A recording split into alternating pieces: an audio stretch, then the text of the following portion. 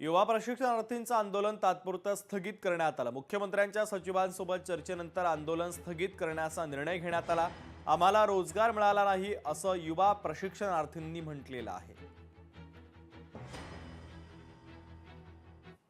कालचा जो इन्सिडेंट घडला, महिलांवरती लाठीचार्ज झाला, युवकावरती लाठीचार्ज झाला, या सर्व लाठीचार्जची न्यायिक चौकशी व्हावी आणि दोषीवर कठोर कारवाई करावी अशा प्रकारची मागणी पण लिखित स्वरूपात केलेली आहे। आणि त्यासाठी आम्हाला कोर्टात जावं लागलं तर कोर्टात पण जाऊ, पण आम्ही कालचा प्रसंग विसरू शकत नाही। हा महाराष्ट्रावरचा कलंक होता। महाराष्ट्र राज्यामध्ये संतांच्या भूमीमध्ये असे प्रकार होता कामा नये, हे याची दक्षता सरकारनं घ्यायला पाहिजे।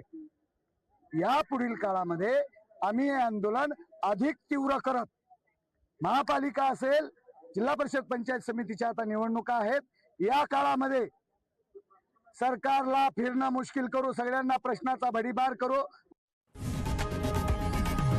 लोकशाही मराठी ऐका, पहा, जागरूक रहा।